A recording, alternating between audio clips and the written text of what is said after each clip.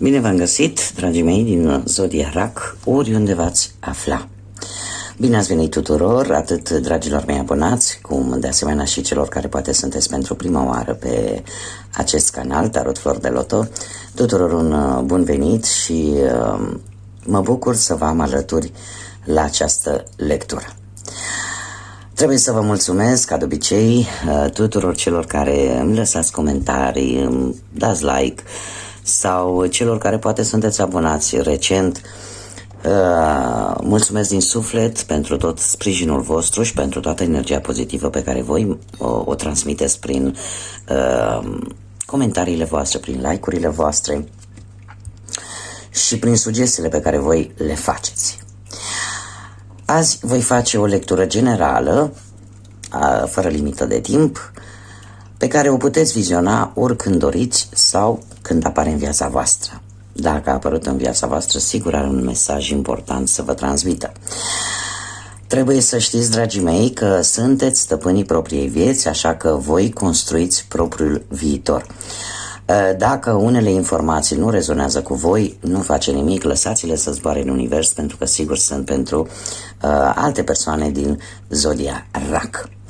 Dacă doriți, puteți completa această lectură vizionând celelalte zodii care pot reprezenta pentru voi ascendentul, luna sau Venus sau oricare altă planetă pe care voi o considerați importantă din cartea voastră astrală și care vă poate aduce mai multe informații.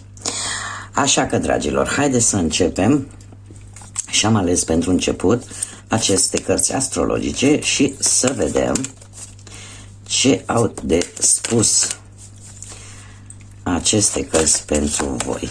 Hopa! Și avem pe Jupiter, expansiune, curaj, noroc,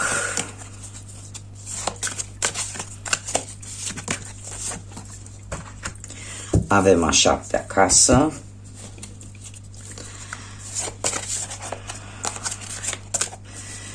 a 7-a casă care ne vorbește de relații, și pe Săgetător, influențe ale zodiei Săgetător. Haideți, dragilor, să vedem despre ce este vorba. Cu Jupiter. Jupiter este marele benefic, este planeta care ne vorbește de expansiune, dar ne vorbește de o expansiune de multe ori în sens pozitiv, poate de alte ori în sens negativ. De data aceasta avem pe Jupiter și casa a 7, așa cum am mai spus, casa care ne vorbește de relațiile tale, de inamici chiar, cum să spun eu, de cei care poate sunt singuri și o altă persoană va apărea în viața lor. Vorbește despre curaj, despre încredere în forțele proprii și despre noroc, despre abundență. Cum îl avem și pe Săgetător, e un semn de foc, un semn care îți dă putere, îți dă încredere și îți dă foarte mult entuziasm. Un entuziasm amestecat cu credință, un entuziasm amestecat cu... De asemenea, ne vorbește despre noroc, dar în același timp ne vorbește și despre autoritate. Se spune despre Săgetători că au o sete de aventură și de cunoaștere foarte mare, sunt caracterizați de acest aspect și de multe ori are o putere foarte mare de convingere. Nu sunt chiar cei mai buni în a respecta regulile și nu prea le place rutina și în general sunt aventurierii zodiacului, oamenii care în permanență încearcă să descopere locuri și lucruri noi. Și cumva se pare că unii dintre voi vor avea parte într-un viitor foarte apropiat, dacă nu deja lucrul ăsta s-a și întâmplat, de ceva nou în viața lor. Au descoperit lucruri noi, lucruri care se pare că vor merge într-o direcție bună pe o lungă perioadă de timp. Casa a 7-a, în afară de faptul că ne vorbește de partea asta a relației, da, a perechii, a romantismului, ne vorbește de asemenea și de prieteni, de colegi, de afaceri, de ce nu, și spectrul ăsta familiar, de relațiile cu ceilalți. Haideți să vedem, nu știu, poate unii dintre voi veți face o călătorie, iar în această călătorie veți descoperi pe cineva interesant, sau poate trebuie să faceți, cum să zic eu, o călătorie în care să rezolvați o anumită situație la nivel profesional. Sunteți un pic mai, să zic așa, un pic mai agitați, poate și din cauza unor emoții posibil. Sunteți mai curajoși decât în mod normal.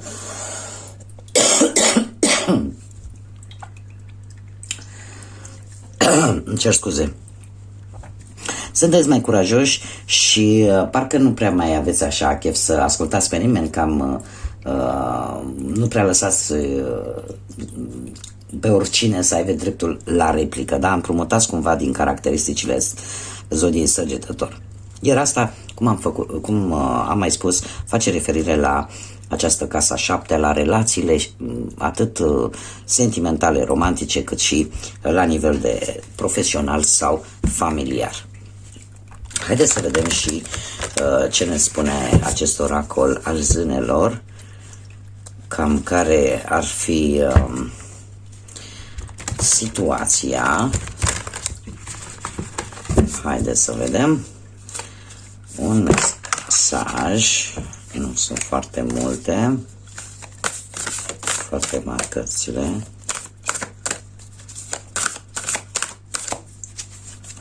Haideți să le încercăm așa, sunt foarte mari și mi-e foarte greu să le cuprind. Haideți să alegem o carte.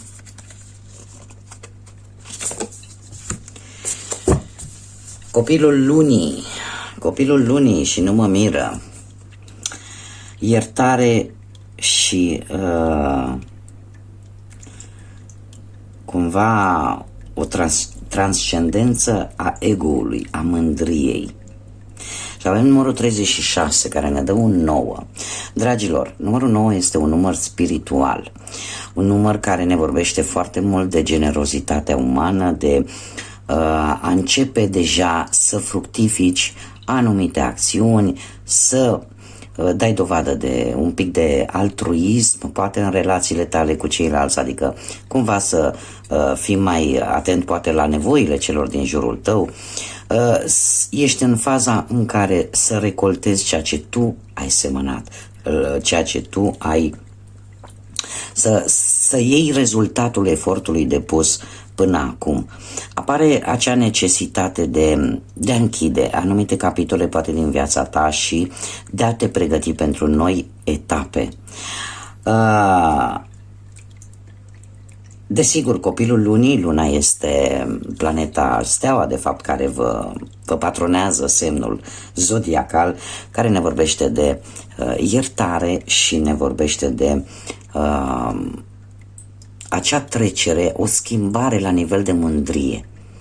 E ca și cum ai spune, în momentul în care poți să fii iertat, poți să ierți pe cineva, dar lucrul ăsta te face, găsești o altă variantă a ego-ului tău, o altfel de hrănire a propriei mândrii, a propriului orgoliu. Vei vedea o altă față a acestui orgoliu pe care toți îl avem.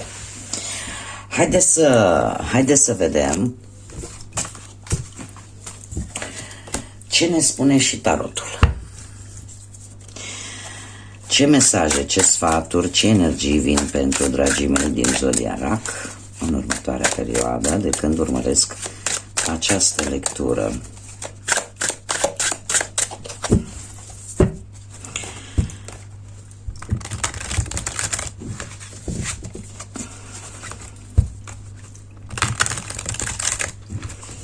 Și să vedem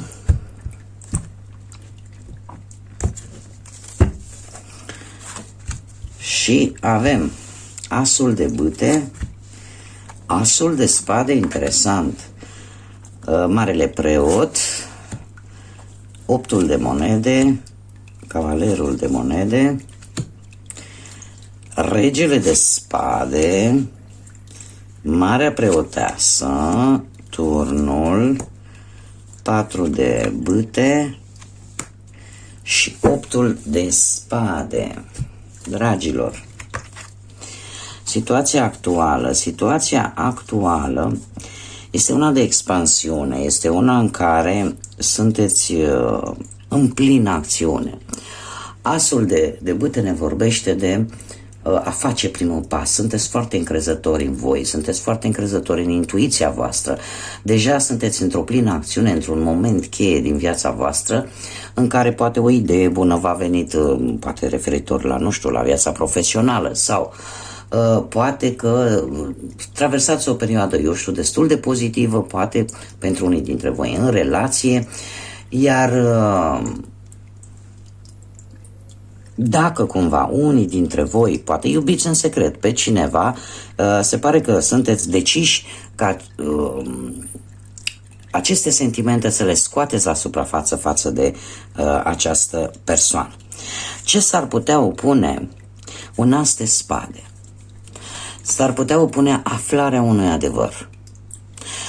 Ceva care îți va aduce o schimbare, îți va aduce un nou stil de viață, un nou proiect de viață. Vei vedea lucrurile foarte clar. Acest adevăr sau această claritate care vine în viața ta te va face să faci poate lucruri care nu le-ai făcut până acum. Sunt mari șanse ca cei care, poate unii dintre voi care sunteți într-o relație, tocmai acest adevăr să ducă totuși chiar și la o ruptură. Pentru alții, dacă există un dialog sincer, un dialog rațional, sunt șanse să se poată salva poate o relație. Mai ales pentru cei singuri, aș spune că totuși acest as de spade vă va da încă o dată confirmarea că sunteți pregătiți pentru a avea o nouă relație. Mergem mai departe și haideți să vedem ce gândești tu în acest moment. Și avem un rege de spade. Nu știu dacă zodiile de aer vă spun ceva. Gemeni, Balanță sau Vărsător. Dar trebuie să vă spun cu acest rege de spade că aveți un intelect foarte puternic. Ați învățat în urma experiențelor de până acum să vă controlați destul de bine emoțiile. Încercați să stați cât mai drept și cumva încercați ca sentimentele voastre să nu vă influențeze în luarea deciziilor. Sunteți mult mai fermi și e posibil tocmai această atitudine a voastră, un pic împrumutată de la zodiile de aer, să facă ca alte persoane să nu prea vă placă extraordinar de mult. Dacă nu vorbim de voi și vorbim de o persoană, e o persoană care, nu știu, poate să fie un contabil, poate să fie un avocat, poate să fie chiar pentru unii dintre voi cineva din jurul vostru, da? Din familia voastră, din cercul vostru restrâns, cineva care este destul de sever, o persoană destul de autoritară, care în general nu prea suportă să încalci regulile, să încalci ceea ce spune și e posibil în anumite momente să nu prea țină cont de sentimentele celorlalți. Această persoană aș spune că are un comportament așa care cumva te deranjează. Poate să fie la locul de muncă, vreun șef, vreun coleg, da? Pentru că tocmai parcă nu pune preț foarte mult pe problemele tale personale. Așa că e posibil pentru cei care sunteți în pereche să aveți perechea voastră să fie mai dominantă, așa, să încerce să domine mai mult pe celălalt. Și atunci, dacă nu sunteți voi și este cealaltă persoană, indiferent cum, se cere un pic de moderație din partea amândorura. Mergem mai departe și ce nu se vede, ce nu se știe, un cavaler de monede. Dragilor, nu se știe că vine o oportunitate pe care e posibil să fie o așteptat de foarte multă vreme. Caracteristica acestui cavaler de monede este aceea că este foarte lent, este cel mai lent cavaler. De ce? Pentru că vine cu certitudinea că vei câștiga, vine cu certitudinea că răbdarea pe care ai avut-o vis-a-vis de o anumită situație va avea un rezultat pozitiv. Își cere foarte multă meticulozitate, răbdare. Dacă o situație, de exemplu, simțiți că nu se mișcă sau că nu dă înainte, e posibil ca să aibă două motive. Ori cineva este foarte încăpățânat și poate, a doua, simți că numai tu trebuie să rezolvi acea situație, ceea ce se pare că nu e chiar întru totul adevărat. Deci nu depinde numai și numai de tine. Acum, acest cavaler de monede reprezintă semnele de Pământ, Taur, Fecioară, Capricorn și ne poate vorbi de asemenea de un personaj. Un personaj care a avut răbdarea necesară și care e posibil să apară în viața voastră, arătând foarte multă responsabilitate cam pe toate aspectele vieții. O persoană care cumva își va onora un compromis, da? Sau o promisiune. Iar voi asta cumva nu o știți. Haideți să vedem în trecutul apropiat. În trecutul apropiat avem Marele Preot. Marele Preot care ne vorbește de asemenea de o zodie de pământ, zodia Taur mai precis, și care ne vorbește de a face ceea ce este corect. Se pare că într-un trecut nu foarte îndepărtat ai găsit soluția vis-a-vis de o problemă, de o situație, cerând ajutorul cuiva, unei persoane de încredere, unei persoane care știi că în mod normal îți dă cele mai bune sfaturi. Dacă nu vorbim de acest lucru, putem vorbi de, nu știu, a reușit poate să faci o negociere care, zic eu, ți-a prins bine, poate vis-a-vis de viața profesională sau poate că unii dintre voi au trăit într-o relație într-un mod foarte tradițional, unde s-au respectat foarte mult tradițiile. Acum, tradițiile sunt diferite de la nație la nație. Da? Deci, tradițiile pentru locul în care voi trăiți, da? De care voi aparțineți. Cert este că cu Marele Preot ne mai vorbește de asemenea și de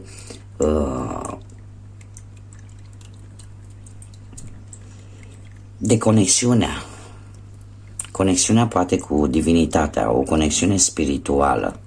Unii dintre voi e posibil să fi cerut universului, să fi cerut divinității un ajutor, un sfat, să vă îndrume pe calea cea mai bună. Ce vine într-un viitor apropiat? Într-un viitor apropiat avem un 8 de monede. Dragilor, o schimbare benefică pe care tu ți-o doreai de ceva vreme. Unii dintre voi e posibil să înceapă un anumit curs sau un anumit studiu. Alții vor avea mai multe responsabilități, poate, la locul de muncă, pe care vei reuși să le duci la bun sfârșit. Alții, dacă vorbim de dragoste, poate că munca sunt mai șanse să intervină într-un mod poate negativ în relație și va trebui să găsești un echilibru. Cum de asemenea, atât pentru cei care sunteți în relație, cât și pentru cei care sunteți singuri, încercați să echilibrați balanța, încercați să vă faceți timp atât pentru viața profesională cât și pentru viața sentimentală. Încercați să nu cădeți în extrema perfecțiunii. Da?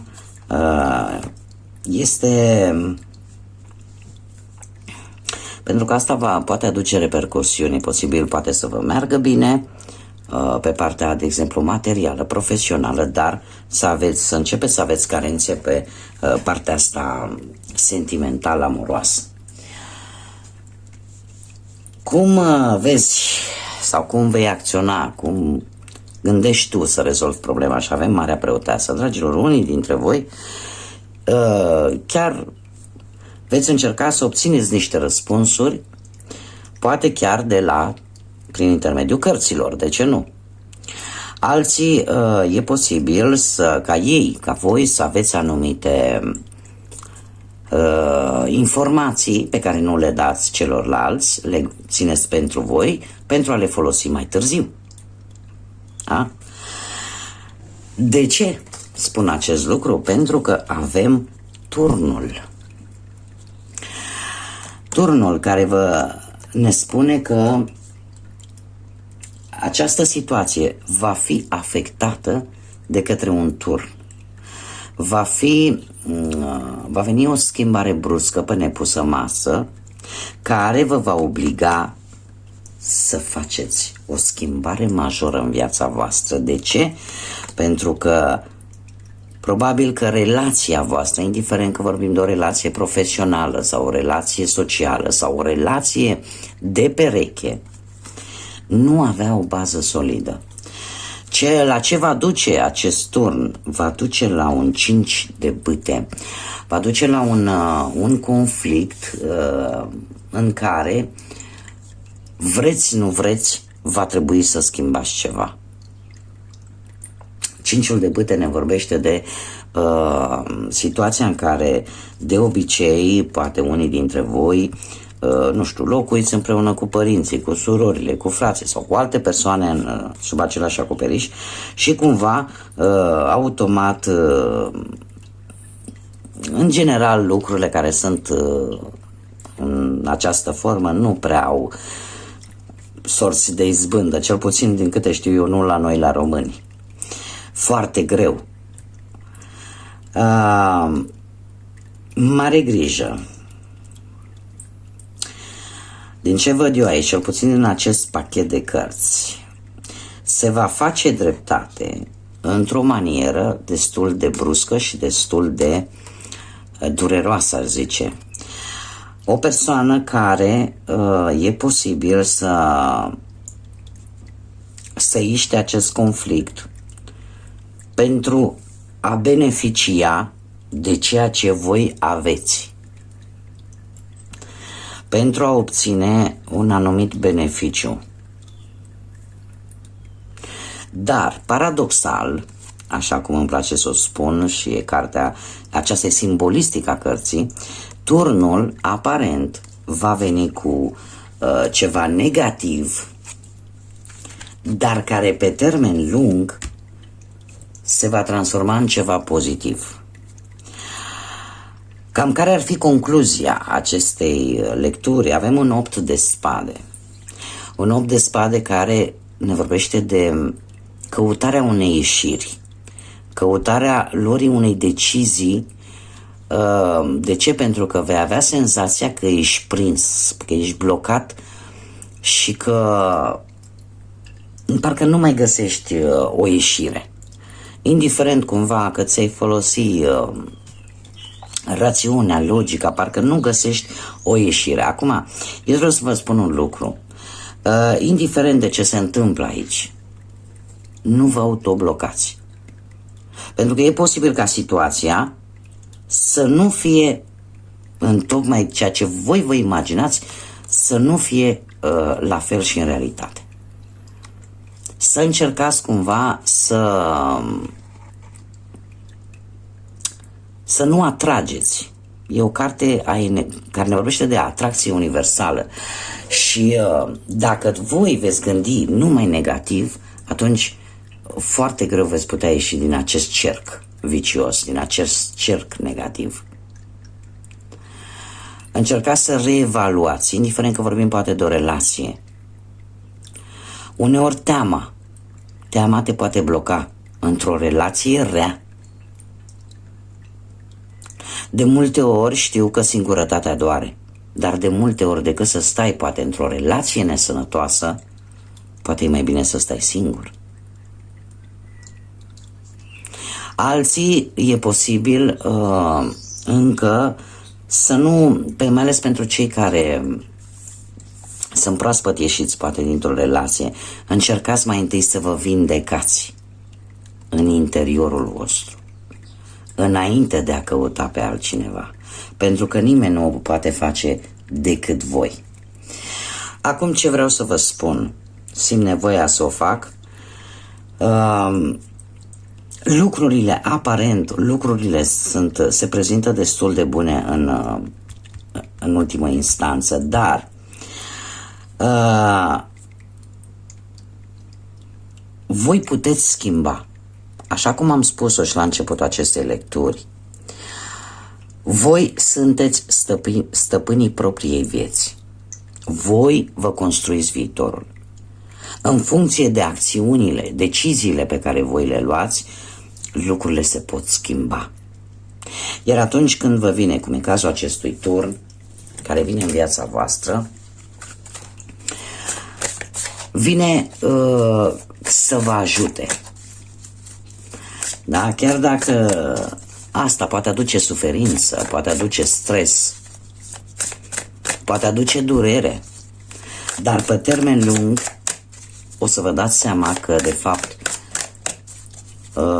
tot ce a fost negativ a fost pentru binele vostru, ca voi să vă dați seama că ceva nu merge, să vă dați seama că ceva trebuia să se schimbe, să faceți o schimbare pe care poate n-ați făcut-o din N motive.